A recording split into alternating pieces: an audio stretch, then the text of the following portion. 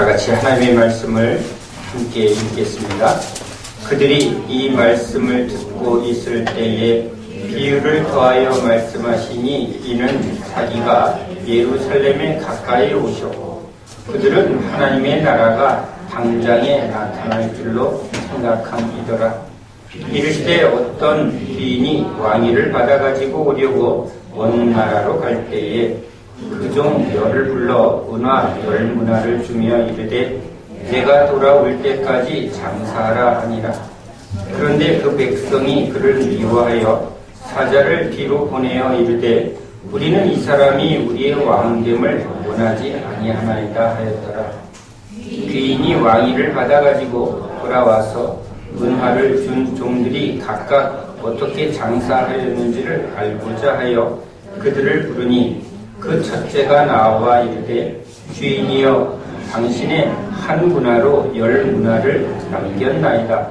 주인이 이르되 잘하였다 착한 종이여 내가 지극히 작은 것에 충성하였으니 10고을 번세를 차지하라 하고 그 둘째가 와서 이르되 주인이여 당신의 한 문화로 5문화를 만들었나이다. 주인이 그에게도 이르되 너도 5고을을 차지하라 하고 또 한 사람이 와서 이르되 주인이여 보소서 당신의 한 문화가 여기 있나이다. 내가 수건으로 쌓아두었나이다. 이는 당신이 엄한 사람인 것을 내가 무서워함이라. 당신은 두지 않은 것을 취하고 심지 않은 것을 거두나이다. 주인이 이르되 악한 종아 내가 내 말로 너를 심판하노니 너는 내가 두지 않은 것을 취하고 심지 않은 것을 거두는 엄한 사람인 줄로 알았느냐. 그러면 어찌하여 내 돈을 은행에 맡기지 아니하였느냐. 그리하였으면 내가 와서 그 이자와 함께 그 돈을 찾았으리라 하고 곁에 섰는 자들에게 이르되 그 한 문화를 빼앗아 10문화 있는 자에게 주라 하니 그들이 이르되 주여 그에게 이미 10문화가 있나이다. 주인이 이르되 내가 너희에게 말하노니 무릇 있는 자는 받겠고 없는 자는 그 있는 것도 빼앗기리라.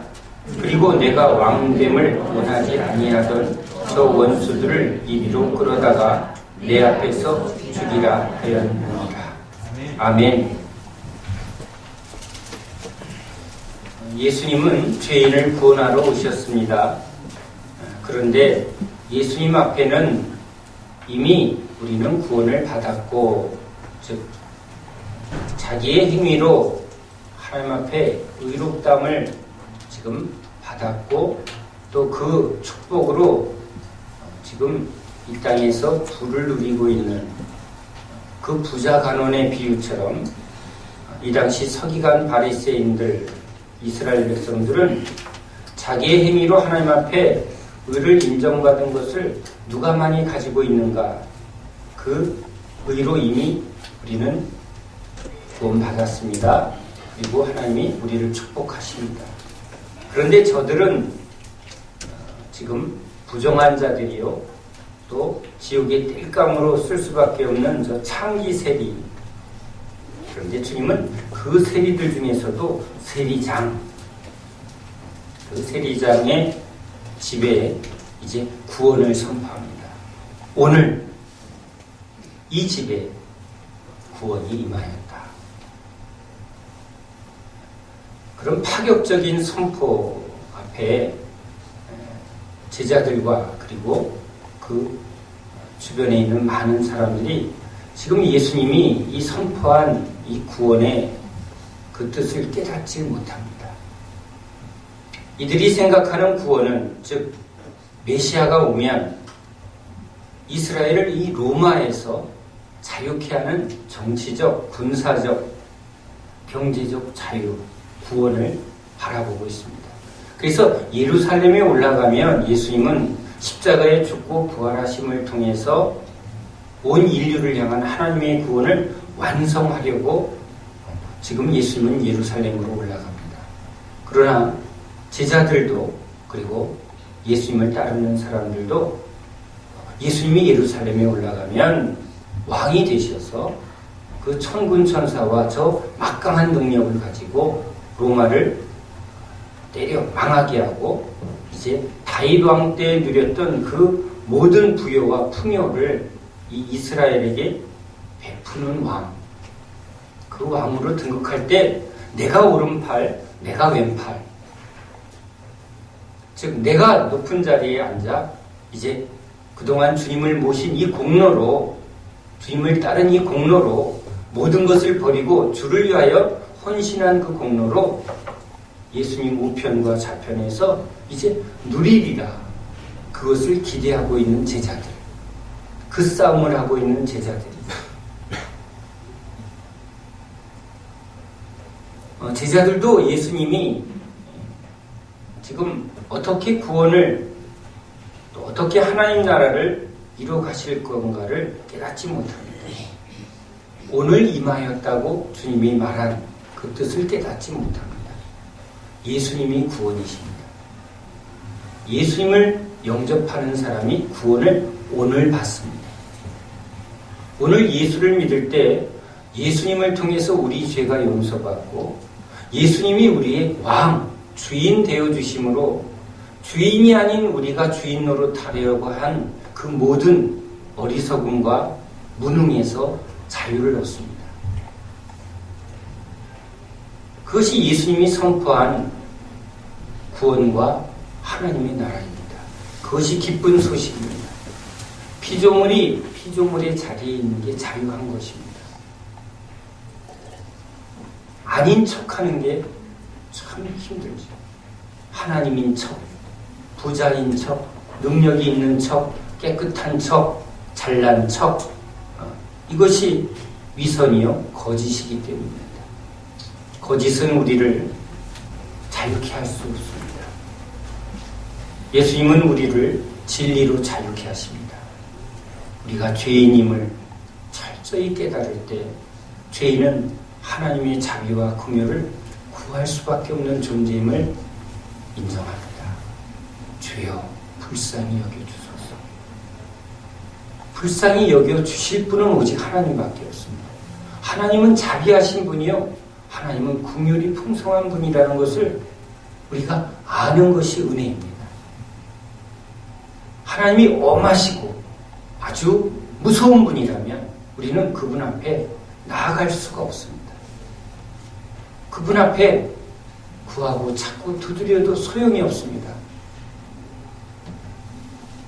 하나님이 얼마나 자비가 넘치시고 긍휼과 사랑이 넘치시는가를 알게 하신 이도 바로 하나님의 은혜인 것이죠. 그 은혜 앞에 은혜를 힘입어 우리가 하나님 불쌍히 여겨주소서. 다윗의 자손이여, 바로 다윗의 그 왕의 위를 이어 이 땅에 참으로 왕으로 오신 예수여, 당신만이 하나님 나라의 왕이시고 주인이십니다.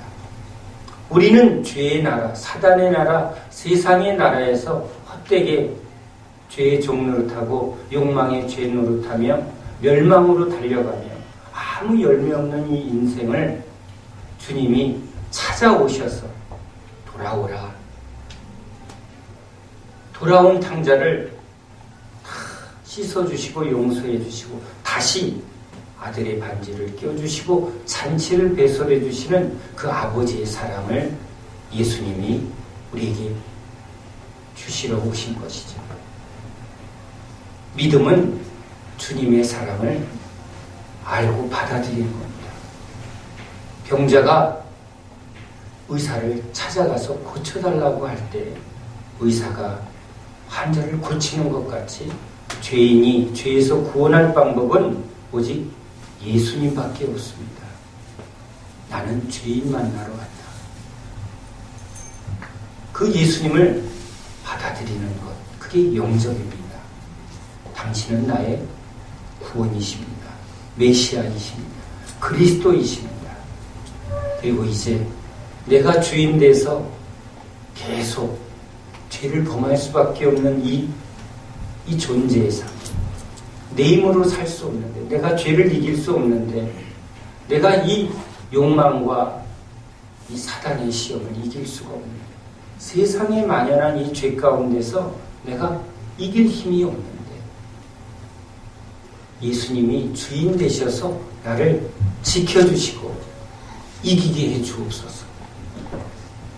예수님이 나의 주인이 되주시면 종은 주인의 은혜로 자유를 얻을 수 있습니다. 주인이 모든 것을 책임져 주니까 우리는 그저 주님 뜻대로 말씀대로 충성하기만 하면 주님은 당신의 능력과 당신의 풍성함으로 우리를 열매 맺게 하고 자라나게 하고 강하게 바꿀 거며 능력으로 우리를 변화시켜 주시는 것은 주님의 은혜입니다. 그것을 믿는 것이죠. 그래서 삭개오가 내 힘으로 세리장도 됐고 또 부자도 됐는데 그것이 구원이 되지 않습니다. 허무합니다. 모든 것을 얻었다 했는데 오히려 아무것도 없다는 걸 깨닫고 주님 앞에 올라갑니다. 주님도 그 죄인을 만나러 찾아오셨습니다. 삭개오를 찾아보신 것입니다. 삭개오가 주님을 찾아간 것 같지만 사실은 예수님이 삭개오를 찾아오셨습니다. 그리고 먼저 얘기합니다. 너 가진 것 다 나눠주고 잘못한 사람에게 가서 용서를 빌면 내가 너를 구원해 줄게. 이렇게 말하지 않습니다. 내가 죄인임을 인정하고 내가 주인 노릇하며 내 힘으로 살려고 했던 것을 이제 예수님 앞에 내려놓고 예수님을 영접하는, 예수님을 나의 왕으로 나의 구원자로 영접한 그 삭개오의 그 고백을 주님은 받으셨습니다. 그리고 선포합니다. 오늘 네가 죽어서 천국에 가는 나중에 이루어갈 하나님 나라 그 구원이 아니라 오늘 나를 영접한 너에게 구원이 임하였고 네가 하나님 나라의 백성, 즉 아브라함의 자손이 되었다고 주님이 선포합니다. 그런데 그렇게 주님이 제자들과 많은 사람 앞에서 예수와 그리고 예수를 통해서 이 땅에 임한 하나님의 구원, 하나님의 나라를 지금 분명하게 보여주었는데도 불구하고 제자들은 딴 생각합니다. 예루살렘에 올라가면 이제 여기에 하나님 나라가 예수님이 왕이 되고 하는 것을 지금 그들은 그 생각을 하고 있다는 겁니다. 많은 사람들은 죽어서 천국 가는 것을 예수의 복음이라고 생각합니다. 예수를 믿으면 이 땅에서 잘 살게 되는 것을 기대하며 구원을, 예수를, 하나님 나라를 생각합니다. 그러한 제자들과 깨닫지 못하는 그 사람들에게 주님이 다시 한번 비유로 설명합니다. 주님은 비유를 통해서 당신이 말하는 것을 깨닫지 못하는 사람을 깨닫게 하려고 합니다. 어부에게는 물고기 잡는 비유를 하면 하고 금방 깨닫죠. 농사 짓는 사람에겐 이 밭의 비유를 하면 그게 무슨 말인지 정확하게 이해하고 깨닫습니다. 그래서 예수님은 이 비유를 할 때 듣는 사람이 알 수 있는 내용으로 비유를 하신다는 거죠. 저에게 성경을 가르치실 때도 주님은 항상 비유로 설명하십니다. 제가 성경적인 지식이 없을 땐 주로 아버지와 아들의 비유, 어머니와 아들의 비유를 통해서 저에게 깨닫게 하신 것처럼 오늘은 지금 여기 귀인이 왕위를 받아가지고 오려고 먼 나라로 갈 때에 하고 이 왕위를 받아가지고 오는 어떤 귀한, 즉 바로 예수님이죠. 이 비유는, 이 말씀은 예수님이 어떠한 분인가를 알게 하려고 비유를 합니다. 예수를 아는 게 여러분 영생입니다. 예수를 알아야 믿을 수 있습니다. 제가 선교지를 가서도 집회할 때 처음 만나는 중국의 성도들과 러시아의 성도들에게 저를 믿습니까? 그러면 당황합니다. 왜? 보자마자 믿냐고 물으면 다들 아니라고 할 수도 없고 믿는다고 할 수도 없습니다. 제가 그렇게 애매한 표정을 가지는 그 성도들에게 또 하나 확 찌릅니다. 돈 좀 꿔주세요. 그러면 딱 나오는 게 있죠. 뭘 믿고? 자, 돈 꿔달라고 제가 이렇게 이제 구체적으로 당신과 나와 어떤 관계냐를 딱 집어낼 수 있는 건 돈 좀 달라고 하면 뭘 믿고 당신이 누군데 나한테 돈 달라고 하느냐는 거죠.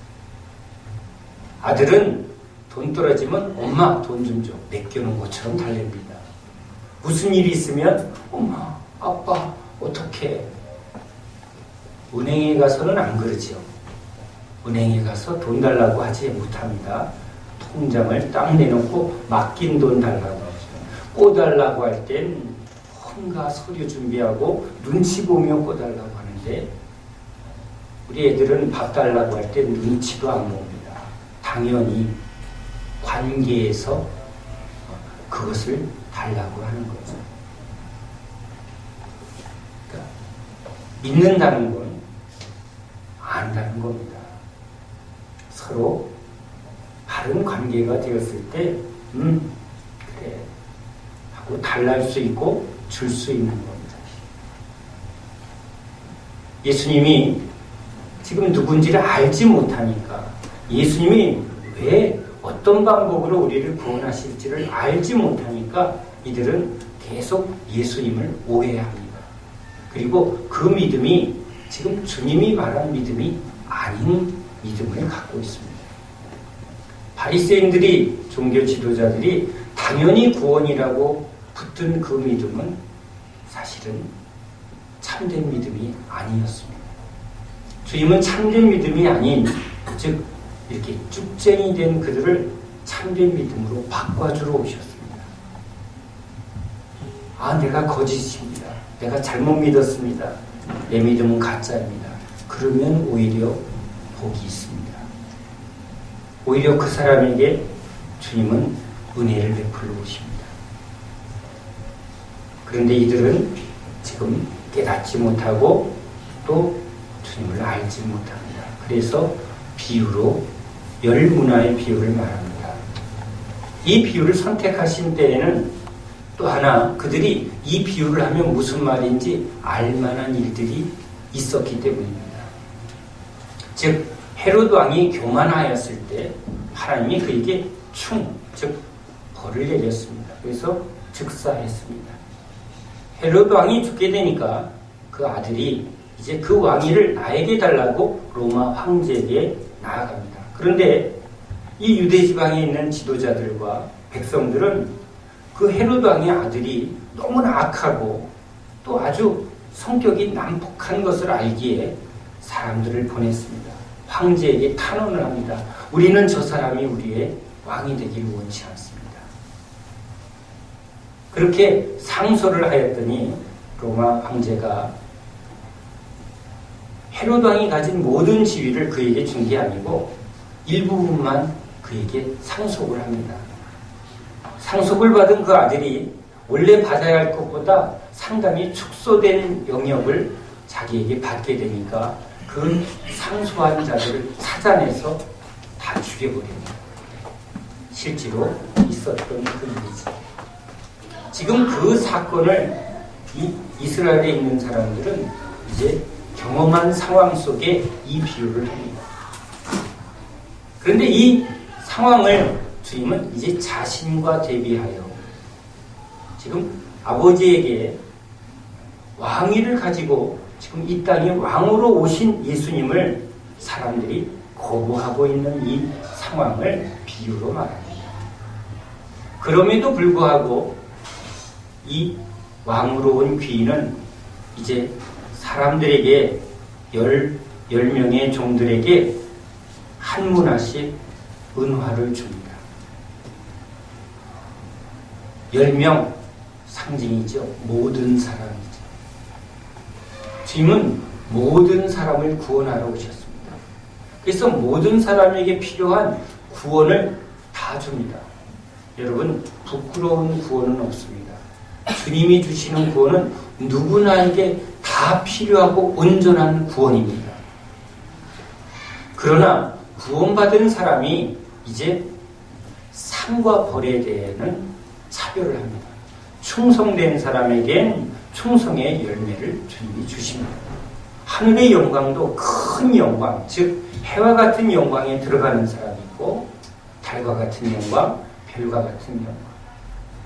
주님을 아주 온전하게 닮은 사람들에게 주시는 영광이 있고 그냥 조금 있다 만 사람에게, 변화된 사람에게 주는 하나님의 상이 다르다는 것이죠. 그러나 구원에 필요한 믿음, 구원에 필요한 그 은혜는 누구에게나 똑같이 줍니다. 그 비유를 포도밭의 비유로 아침 일찍 일꾼을 데려온 그 주인이 저녁 늦게까지도 사람들을 다 불러다가 임금을 줄 때 똑같이 줍니다. 그래서 먼저 일한 사람이 왜 저 늦게 온, 문 닫기 전에 바로 들어온 사람 일도 안 했는데, 우리는 아침부터 저녁까지 일했는데 어떻게 저 사람하고 똑같이 임금을 주느냐라고 항의합니다. 그런데 이렇게 주는 것은 주인의 자비를 나타내려고, 즉 하나님은 늦은 자나 일찍 온 자나 그들에게 필요한 은혜는, 구원의 은혜는 다 주겠다는 거예요. 그래서 지금 이 왕이 한 문화, 즉 우리에게 필요한 구원의 은혜를 다 주겠다는 거예요. 그런데 그 은혜를 받고 주님이 주신 예수의 복음의 생명을 받고 은사를 받고 그것을 이제 열심히 주를 위하여 충성한 사람, 즉 열문화를 남긴 사람에게 하나님은 10고울의 권세를 주겠다고 상에 대해서 분명하게 말합니다. 5을 남긴 사람에게 5고울의 권세를 줍니다.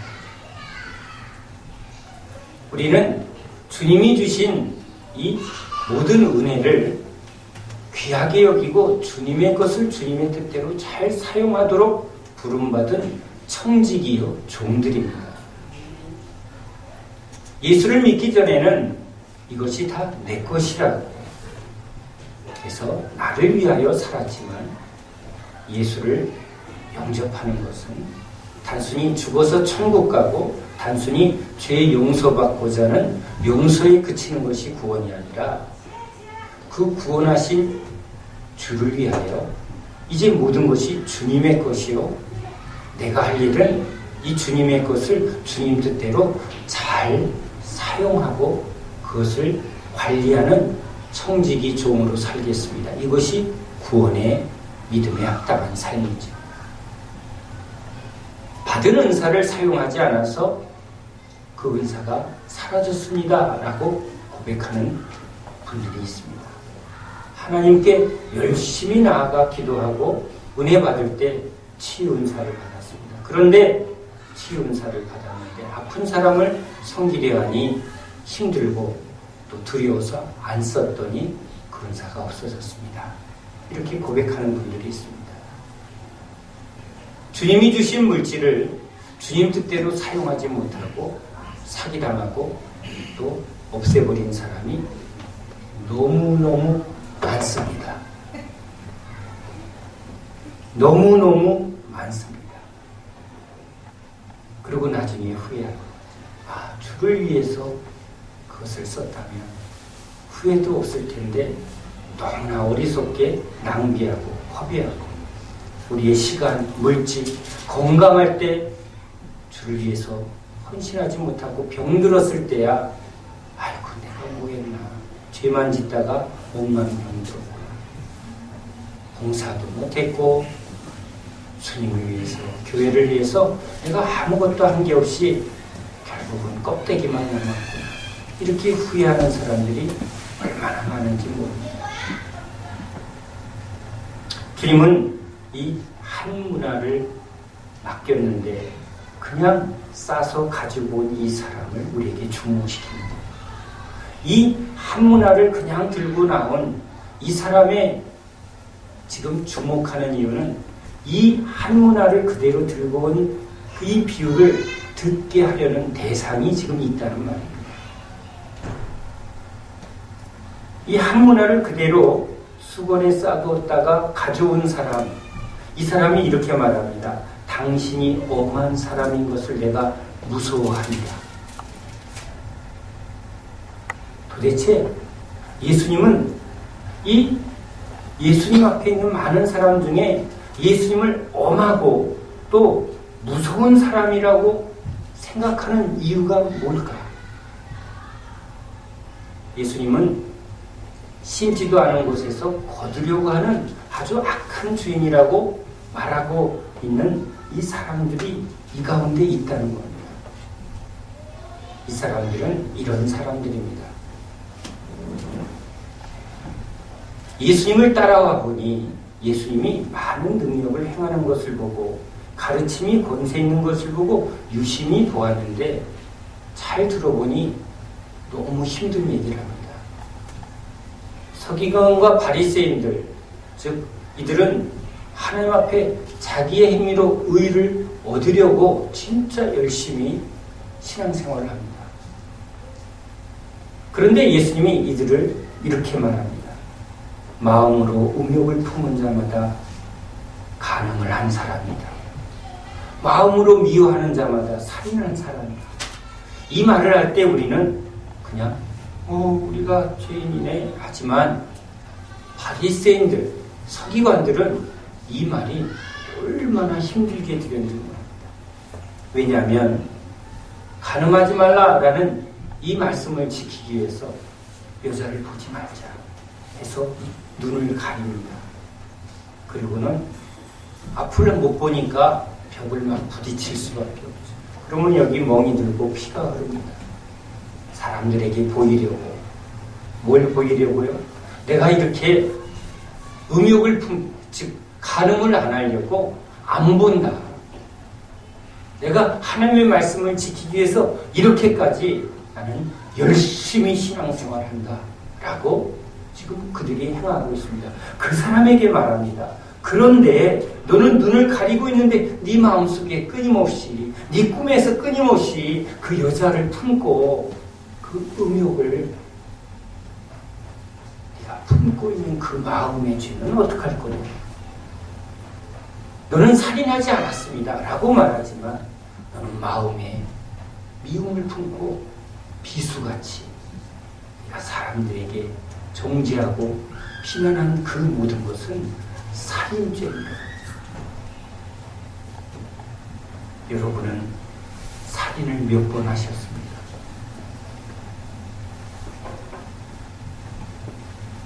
여기 한 번도 살인 안 한 사람 손들어 보시죠. 네. 현행법상 우리는 살인하지 않았습니다. 간음하지, 이것도 걸립니다. 그런데 아무튼 살인만 얘기하면 현행법상 우리는 살인하지 않았습니다. 도적질 했습니다. 어릴 때부터 시장통에 뛰어가면서 떡곰을 훔쳐먹고 이렇게 하나하나 따지면 우리 안 걸릴 건 없지만 그래도 안 걸리려고 했던 건 살인은 안 했다. 막가파들만 살인했다 이랬는데 주님의 말씀이 미워하는 자마다 그랬더니 전부 걸리죠. 몇 명 살인했죠? 셀 수 없이. 그래놓고 흐뭇하게 미소를 짓습니다. 우린 너무 많이 죽였어 하고 전혀 찔리지도 않습니다. 그런데 우리는 이것이 유머스럽게 미소를 짓지만 이 서기관과 바리새인들에게 예수님이 말한 하나하나는 비수같이 자기네들이 그동안 그 목숨 걸고 지켰던 모든 의롭다는 행위를 가차없이 아주 엄하게 그것이 아니라고 말하는 이 예수님의 말은 그들에게 참 무서운 누가 저 예수의 말을 따를 수 있을까? 그동안 죽기 살기로 지켜왔던 모든 것을 다 허무는, 나를 가짜라고 말하는 저 사람이 너무 싫은 거죠.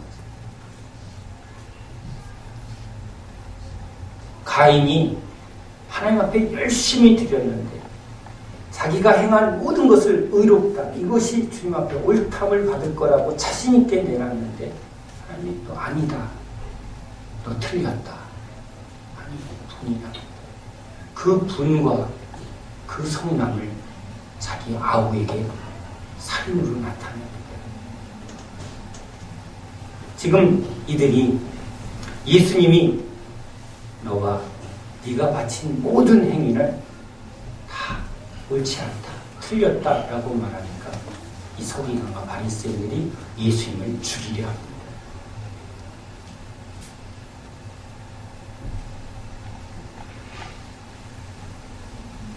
그래서 예수님이 이들에게 이렇게 말합니다. 너희들은 내가 왕 되는 것을 원하지 아니하였다.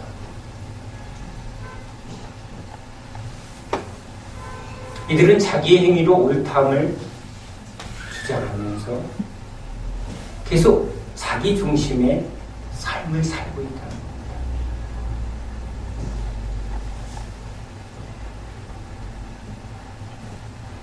무릇 있는 자는, 즉 예수님이 나의 주인임을 받아들인 자는, 예수가 있는 사람, 예수의 말씀을 받는 자는 이제 이 주님의 모든 말씀을 계속 받겠고, 그러나 없는 자는, 즉 율법을 통해서 이들을 하나님 아들 예수를 믿게끔 율법을 줬는데 이 율법을 통해서 몽학선생이 돼서 계속 예수님께, 왜? 율법을 주신 목적은 내가 죄인입니다 라는 것을 깨닫게 하려고 주었는데 그 주신 율법을 지금 자기의 의의 도구 삼아서, 즉 하나님을 나의 구원의 대상으로 삼는 거죠.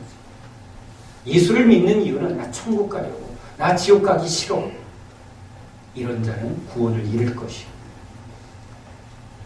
이들은 계속 하나님을 믿는다 하지만 하나님은 자기를 구원하고 자기를 위하는 하나님, 나를 위하는 하나님, 그렇게 믿는 거지. 주를 위하는 백성이 아니라, 살아도 죽어도 주를 위하여, 이것이 아니라 나를 위하는 하나님, 내 편이 되어주시는 하나님, 이스라엘의 하나님. 저들은, 이방인들은 하나님이 구원할 백성이라고 말해도 저들은 지옥에 뗄까? 하나님은 나만의 하나님.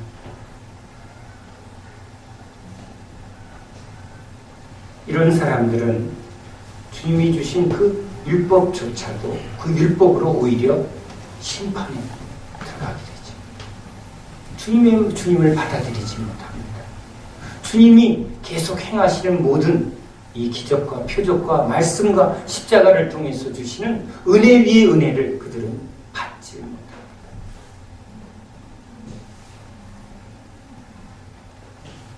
오늘도 주님은 이 말씀을 통해서 우리에게 말씀합니다. 예수를 어떻게 믿어야 하나? 각각 자기 옳은 소견대로 믿고 있습니다. 자기 이해되는 범위 안에서 믿습니다. 그래서 자기 신앙을 가지고 있습니다. 그러나 주님은 오늘 이 비유를 통해서 참된 구원이 무엇인가를 지금 삭개오를 보여주며 말씀하시고, 또 오늘 우리 안에도 여전히 세상적이고 또 여전히 자기중심적인 이런 구원의 잘못된 것을 철저하게 깨트리려 합니다. 삭개오는 예수님을 영접하고 나서, 즉 한문화를 받고 이제 그것에 합당한 믿음의 행동을 합니다. 내 것이 아닙니다. 이제 이건 주님 것입니다. 율법을 지켜서 이제 내가 잘못한 일에 율법대로 행하겠다고 하는 게 아니라 이제 사랑의 주님을, 사랑의 법을 나에게 주신 그 주님의 뜻을 따라 내가 손해본 자에게 4배를 더하겠습니다. 그들의 마음을 치료하는 주님의 뜻을 위해서 내가 주님이 맡겨주신 것을 그들에게 주겠습니다. 가진 것을 주님의 뜻대로 다 나누겠습니다. 반을 내라, 4배를 해라 라는 율법이 아니라 이젠 그는 주님 되심을 인정하고 자기 소유를 주장하지 않으며 주님 뜻대로 이제 모든 것을 관리하는 청지기의 행동을 보이고 있다는 거죠. 그게 받은 하나를, 구원의 은혜를 이제 하나하나 나누는 자가 됩니다. 우리가 구원받은 자라면, 즉 예수를 믿어서 복음으로 예수의 생명을 받은 자라면 이 복음 안에 있는 예수의 생명을 주는 자가 돼서 이 주께로 돌아오는 그 한 영혼 한 영혼이 주님 앞에 돌아올 때 열문화가 되는 것이죠. 복음을 전하고 예수의 사랑을 잘 전함으로 주께 많이 돌아오게 하는 자는 하늘에 저 별처럼 빛나는 상을 받게 되는 것입니다. 우리에게 은사가 주어졌습니다. 지식의 은사, 섬김의 은사, 또는 가르치는 은사, 물질의 은사, 다양하게 주님이 주셨습니다. 이 주신 것을 가지고 이제 주를 위하여 그것을 섬기고 나누며 불의한 재물을 가지고 이 세상에 있는 것은 하나님 앞에 들고 갈 수 있는 재물이 아닙니다. 그래서 주님은 불의한 재물이라고 말합니다. 의로운 재물만, 즉 오직 예수 그리스도만 하나님 앞에 온전하게 드려질 수 있는 재물입니다. 예수 이외에는 모두 불의합니다. 그런데 이 불의한 이 세상 것을 가지고 사람을 얻는 일에 쓰는 게 지혜로운 거죠. 그런데 우리는 이 재물을 가지고 또는 우리가 가진 여러 재능을 가지고 자기를 위하여, 내 가족을 위하여 쓰는 일에 전부 열심을 내고 있습니다. 물론 하나님의 이름을 여기다 붙이기도 하죠. 그러나 주님은 그것을 인정하지 않습니다. 이 말씀을 주님은 깨닫게 하시려고 저에게 이번 주간에 2가지의 일을 겪게 하십니다. 교회 한 자매가 한 해를 마무리하며 선교사님과 저와 전도사님 또 수고한 몇 사람과 저녁 식사를 초대를 합니다. 감사하고 기쁜 자리였습니다. 여러분에게 실제적인 하나님이 행하신 일을 제가 전하기 위해서 이것은 좀 상세하게 전해드리겠습니다. 식사를 맛있게 했는데 그 자매가 우리 선교사님에게 선물을 하나 준비했습니다. 목사한테 선물을 준비한 게 아니어서 시험 들 뻔했습니다. 재밌으라고 하는 말이니까 잘 들으세요. 선교사님에게 신발을 딱 준비했는데 우리 선교사님은 아시다시피 이렇게 그냥 탈북자들이 벗어놓은 신발 그냥 맞으면 그거 신고 다니시는 분입니다. 누가 주면 입고 또 누가 달라고 그러면 벗어주시는 분이지요. 그래도 누가 정성껏 하면 기쁩니다. 그런데 아주 잘 맞고 따뜻한 신발을 선물로 준비했습니다. 근데 제가 마음이 어찌 그리 기쁜지 제 안에 이런 마음이 자꾸 일어납니다. 지혜로운 딸이요. 하나님이 이 일을 참 기뻐하시는구나. 아주 제가 참 칭찬을 했습니다. 참 지혜롭다.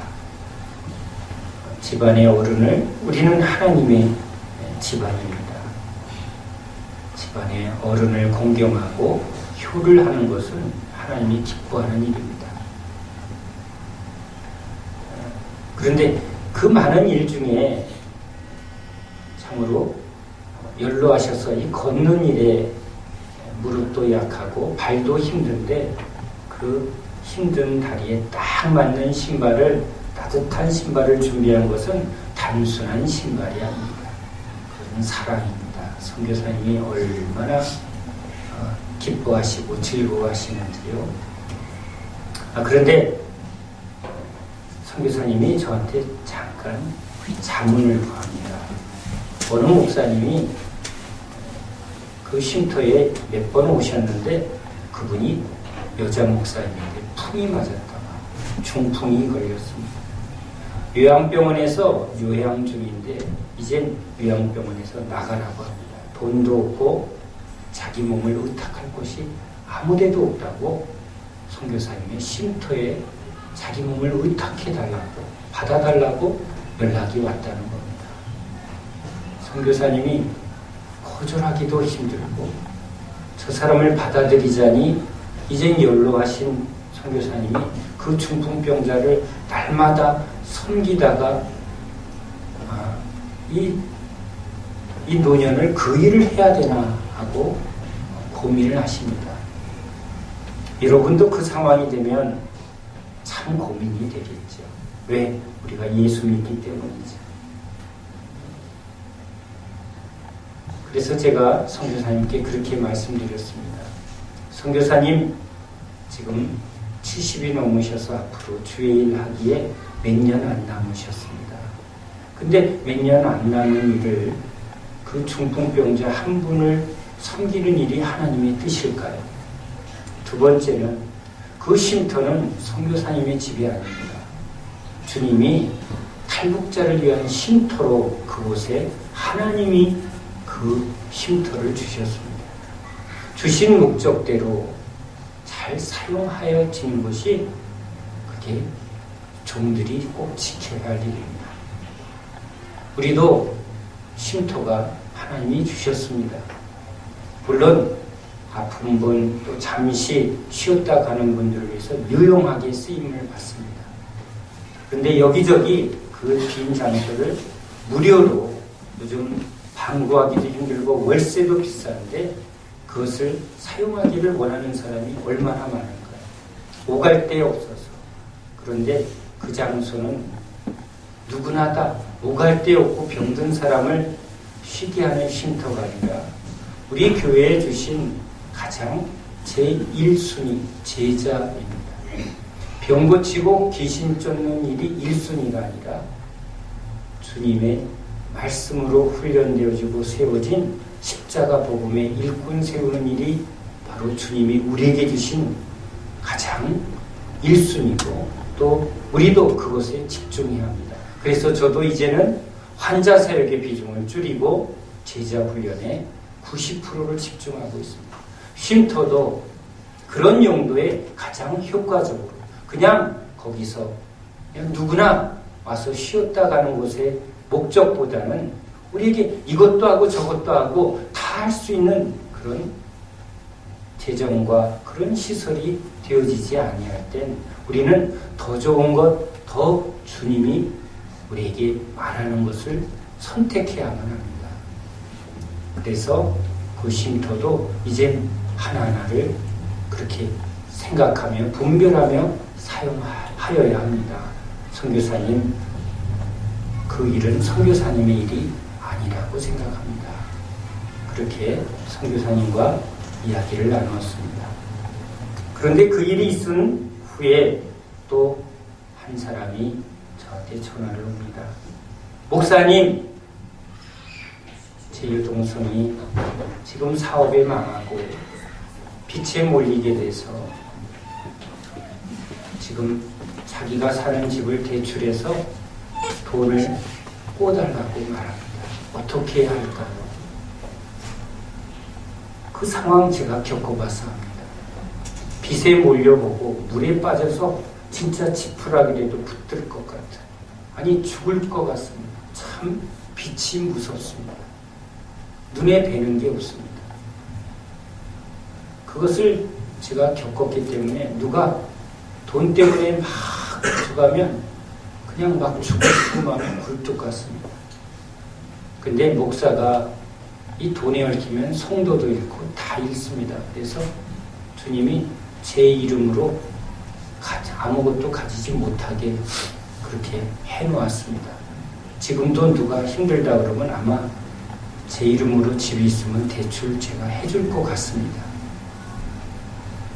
근데 이제 제 이름으로 그런 재산권을 행사할 게 아무것도 없습니다. 그러니까 오히려 편하긴 하죠. 근데 가슴은 아픕니다. 왜? 그 고통이 뭔지를 아니까. 그런데 그러한 저에게 그 전화 속에 그 음성은 참 같이 느낍니다. 동생이 지금 죽게 됐다는데 언니가 난 내 집에서 이걸 지킬 거야. 그렇게 마음을 가질 수가 없습니다. 그런데 주려면 대가를 치러야죠. 그래서 이런 생각을 해봅니다. 그 돈을 안 받을 수 있는 돈이라면 주십시오. 그래서 여러분들도 신앙생활할 때 누가 꿔달라 그러면 첫 번째 생각하는 건 못 받아도 괜찮은 정도인가. 이걸 먼저 생각하라고 주변에 그런 지혜를, 조언을 받은 적이 있을 것입니다. 저도 그렇게 생각을 했습니다.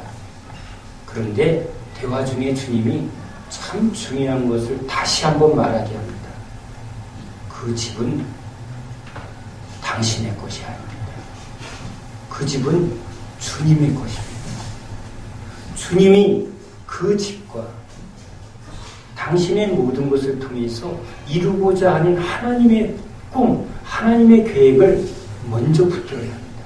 목사가 교회가 내 것인 것처럼 내 아들에게 주려고 하는 것, 이것이 당연히 아닌 것처럼 우리 그리스도인들은 목사나 장로나 권사나 집사나 누구나 다 진짜 예수를 영접한다면 이 삭개오처럼 이젠 이것은 내 것이 아닙니다. 이건 자녀에게 유산이고 이건 세상의 기준입니다. 우리 그리스도인들은 이제 모든 것은 주님의 것입니다. 하나를 가졌으나 10개를 가졌으나 이것은 주님이 나에게 맡겨주신 것입니다. 이것을 주의 뜻대로 어떻게 쓸까? 그것이 종들의 마땅한 도리입니다. 그런데 우리는 이 마땅한 도리를 붙들기보다 인간적이고 세상적인 지혜를 붙들고 이중적인 신앙생활을 실제하고 있습니다. 바리새인들이 그러고 있습니다. 이건 내가 줄까 안 줄까? 그 안에 내 의가 또 숨어 있습니다. 내가 줬어. 내가 줬는데 네가 어떻게 나한테 이럴 수 있어? 이런 일들이 일어납니다. 그러나 우리는 예수님의 왕되심을, 예수님이 나의 주되심을 고백할 때 주님, 이것은 주님의 것입니다. 주님, 이것을 어떻게 쓰길 원합니까? 주길 원합니까? 아니면 안 줘야 합니까? 여리고 성으로 올라가야 합니까? 내려가야 합니까? 꼭 물었던 것처럼 종들은 주의 뜻을 물어야 합니다. 가진 것을 나누라, 흩으라 하면 흩어야 되고 그것을 잘 지켜라 하면 지켜야 합니다. 주님이 주님 뜻대로 쓰시기 위하여 우리에게 맡겨주신 것임을 고백하는 사람들, 그게 구원받은 사람들입니다. 여러분의 구원을, 여러분에게, 우리 모두에게 주신 이 구원의 은혜는 이 10사람에게 다 주신, 즉 우리를 죄에서 구원하신 그분이 흘리신 피는 우리 모두에게 주신 하나님의 복음입니다. 예수가 우리를 위하여, 우리를 죄에서 구원하시려 십자가에 피 흘리고 죽으시고 부활하셨습니다. 이것은 목사에게 준 것이 아니라 예수의 모든 이름 앞에 무릎을 꿇는 우리 모두에게 주신 하나님의 은혜인 줄 믿습니다. 10사람에게 다 주신 문화입니다. 그 은혜를 받았다면 이제 우리는 예수님이 나의 왕이십니다. 삭개오가 이제 구원의 백성에 기뻐하며 감사하며 이제 주님이 무엇을 기뻐하실까?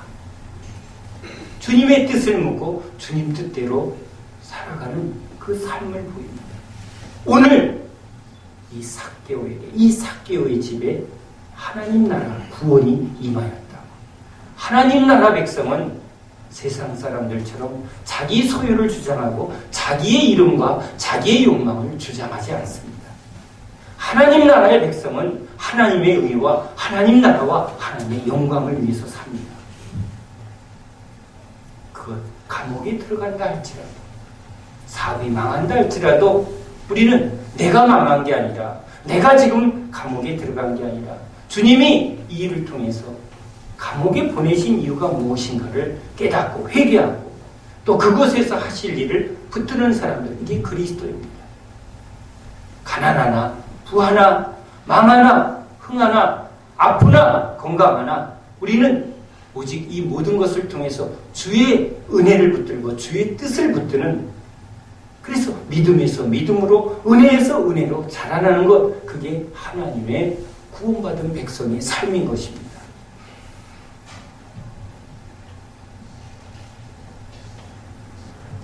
그래서 제가 그분에게 선포합니다. 그 집은 주님의 것입니다. 주님이 이 교회와 또 이때에 하실 하나님의 계획을 위해서 준비한 것입니다. 내 딸을 위해서, 내 아들을 위해서, 그것이 아니라 내가 주고 내가 마음에 안 들면 안 주고, 이게 아니라 것입니다.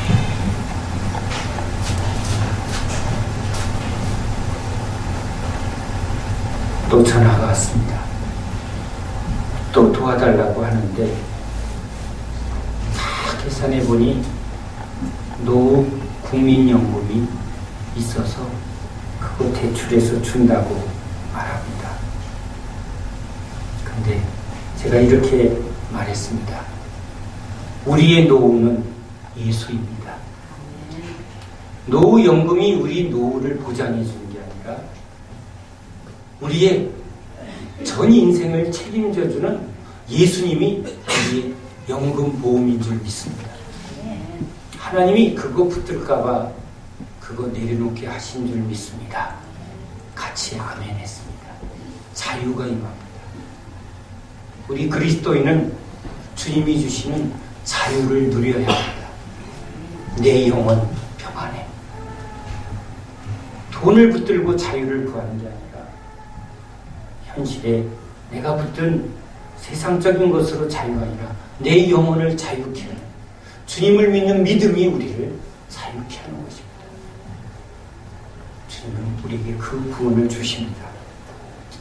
그 구원의 삶이 오늘 우리의 삶에 풍성하게 나타나도록 저와 여러분은 오직 예수 그리스도로 나의 구원임을, 나의 왕임을 고백하는 그런 참된 믿음의 백성 되기를 예수님의 이름으로 축원합니다.